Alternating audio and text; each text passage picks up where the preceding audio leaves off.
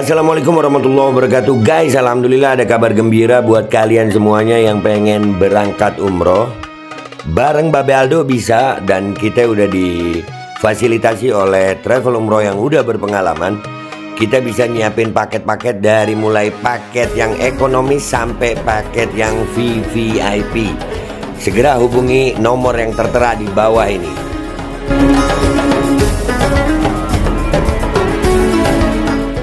Assalamualaikum warahmatullahi wabarakatuh. Welcome back, selamat datang lagi di channel Babe Aldo bersama gue Babe Aldo, YouTuber rakyat biasa yang tetap santai, tetap sehat, dan jangan lupa ngopi. Bismillahirrahmanirrahim.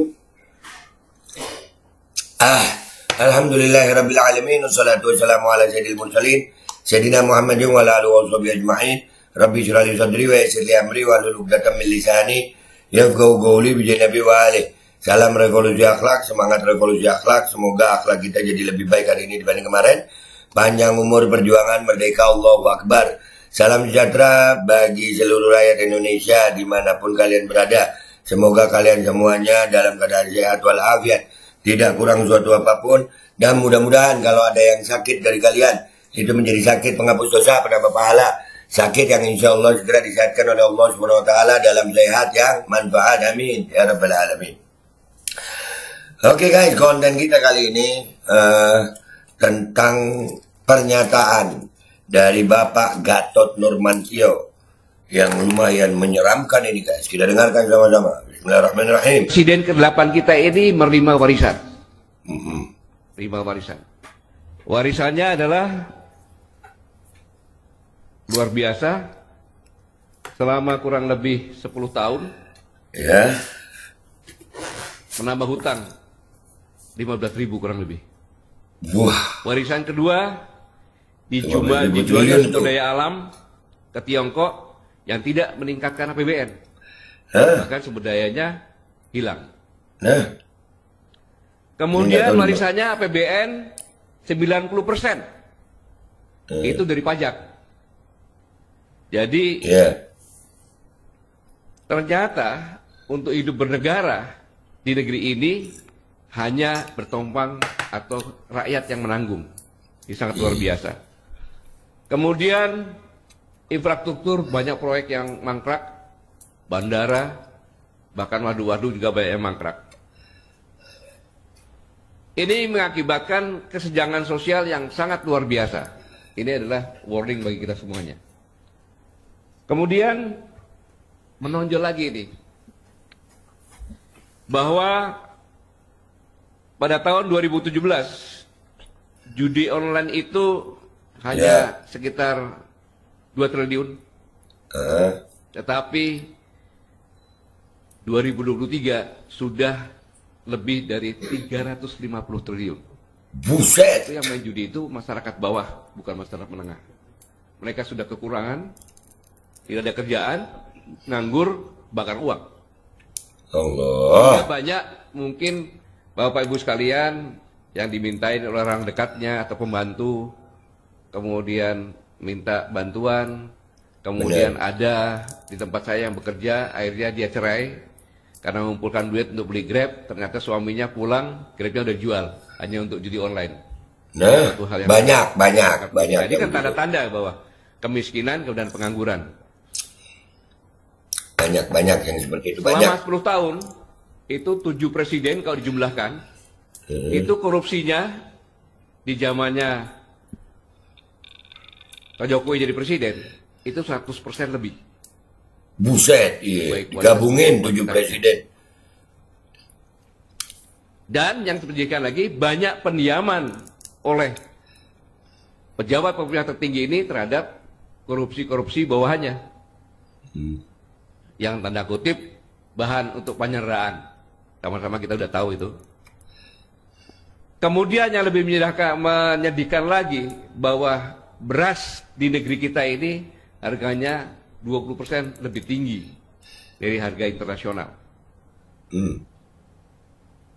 Ini warning yang sangat luar biasa. Iya, itu menyedihkan banget Pak. Kita ini kan banyak sawah gitu ya. Para petani kesian nasibnya. Harganya lebih tinggi, rakyat belinya lebih tinggi, tapi petani dibelinya murah. Wow, emang mengerikan. Iya, iya, iya, iya, iya. Lanjut. Kemudian pekerja yang kena PHK ada 46.000. Ini berita Kompas 2 September 2024, tetapi Iya, 24, yang Pak. terbaru Sritek pun kena pilot dan kemungkinan 20.000 lagi. Bayangkan. Kemudian selanjutnya deflasi 5 bulan berturut-turut. Deflasi itu masyarakat tidak punya uang sehingga barang-barang harus jual murah, perusahaan rugi. Perusahaan rugi menyebabkan PHK dan seterusnya. Dan 9,89 generasi Z di Indonesia menganggur. Gen Z nganggur. Kemudian ini yang berbahaya. Banyak kelas menengah yang jatuh miskin. Padahal standar untuk melihat negara itu stabil, sejahtera, ya kelas menengahnya yang kita lihat. Ini kelas menengah turun jadi miskin dan dia tidak dapat BLT karena datanya masih kelas menengah. Ini saya alami sendiri. Hanya sebagai buruh harian, dia pinjam uang ke saya. Pak, saya pinjam uang. Loh, kan kemarin kamu baru mantu. Iya, Pak. Anak saya yang baru mantu, Pak. Dia beli angsuran rumah dengan harapan dia punya gaji. Ternyata sekarang PHK, Pak. Ini yang terjadi. Sehingga Bank Dunia mengingatkan bahwa ancaman resesi. Ini adalah kondisi kita sekarang ini yang membuat susah dapat, yang membuat masyarakat sulit karena memang tidak ada pekerjaan. Betul. Ditambah ditekan lagi pajak makin tinggi. Selesai sudah itu. Ini warisan yang pertama.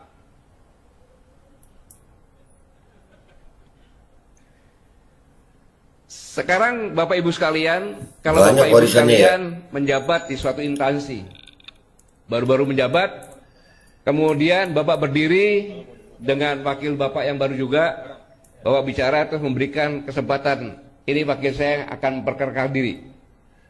Tentunya logika berpikirnya, si wakil ini kan bicara sebentar, saya gini-gini, dikembalikan lagi kan? Ya, etikanya begitu kan? Betul. Kayak gitu. Betul. Tetapi ada yang sangat tidak beretika. Karena memang kenapa tidak beretika? Karena dia di atas angin. Ketika sang paman menyampaikan, alhamdulillah salah satu sudah bisa selesai, batas umur minimal sudah selesai. Ini Pak Gatot Nurmantio ngomongin Gibran kak ini. Dan ini videonya minta maaf guys ya, gue dapetnya macet ini. Tapi suaranya masih Pak Gatot nih ya. Lanjut. Tinggal batas umur maksimal. Bisa terjadi yang umur maksimal ini tidak bisa maju sebagai presiden.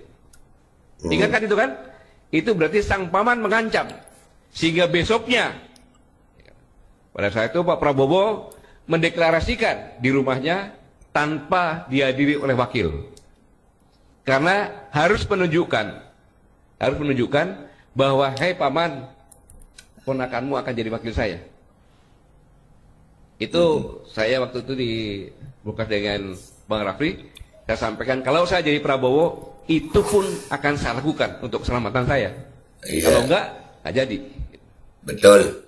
Karena itu maka pada saat deklarasi di istana, bayangkan, Anda bayangkan seorang yang berbalik umurnya, Pak Prabowo 73, dia 37, ya kan? Dengan gagah perkasa bicara seperti ini. Tenang saja Pak Prabowo. Tenang saja Pak. Saya sudah ada di sini.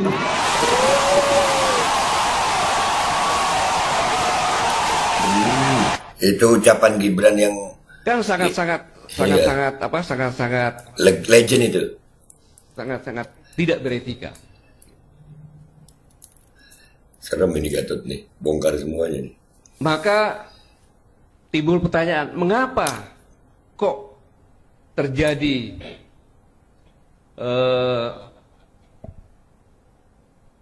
kabinet merah putih yang tergemuk, terbesar sejak Orde Baru sampai dengan reformasi, kan gitu. Ya. Padahal Ya, ini kabinetnya gede banget nih.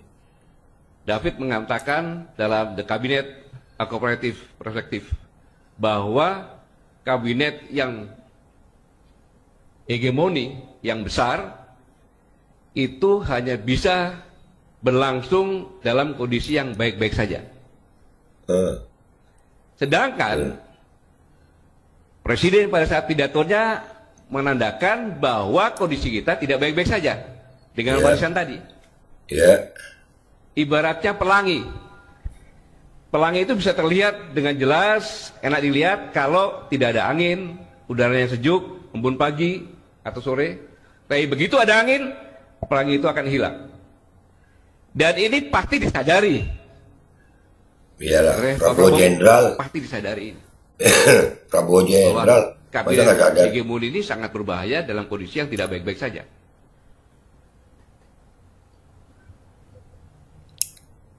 Tapi Ansel dan Gates juga menyatakan bahwa collaborative governance ini adalah bahwa pemerintahan dalam suatu negara sangat kompleks. Saya ulangi, pemerintahan dalam suatu negara sangat kompleks sehingga diperlukan lembaga-lembaga negara untuk bersatu sebagai motor bekerja sama dengan akademisi, ekonomi, para pemuda, semua lapisan masyarakat untuk menentukan kebijakan. Latar belakang inilah mungkin sehingga ke Magelang. Di samping tadi gambaran satu tadi. Oh iya. Karena apa? Kalau gebuk ini pasti akan terjadi friksi-friksi. Ya. Friksi-friksi nanti bisa terjadi perpecahan.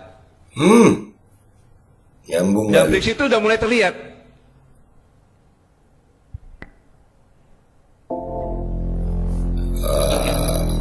Oke. Jadi gitu guys. Ya, itu dari potongan videonya. Memang ya kita udah lihat ini ya kabinet Prabowo begini. Cuman kalaupun harus terpecah, nih ya, catat garis bawah ini dari gue, ini kesimpulan penting ini. Kalaupun kabinet Prabowo harus terpecah, itu kita menggarisbawahi ada asumsi kita itu ada yang pro Prabowo dan pro Jokowi. Prabowo ini masih belum aman, dia masih dalam masa transisi sekarang ini. Jadi dia masih menguatkan dirinya gitu. Jujur aja kalau gue nih, ya gue akan berpihak kepada yang pro Prabowo daripada pro Gibran. Kalau kalian pro mana? Jawab dengan komentar yang baik di bawah. Serem ini guys. Gue Babe Aldo pamit dulu, sampai jumpa di konten gue berikutnya. Wabillahi taufiq wal hidayah. Waridha wal inayah. Wassalamualaikum warahmatullahi wabarakatuh. Serem nih keadaan. Perang dingin kayaknya di atas. Assalamualaikum warahmatullahi wabarakatuh. Guys, alhamdulillah ada kabar gembira buat kalian semuanya yang pengen berangkat umroh. Bareng Babe Aldo bisa, dan kita udah difasilitasi oleh travel umroh yang udah berpengalaman. Kita bisa nyiapin paket-paket dari mulai paket yang ekonomis sampai paket yang VVIP. Segera hubungi nomor yang tertera di bawah ini.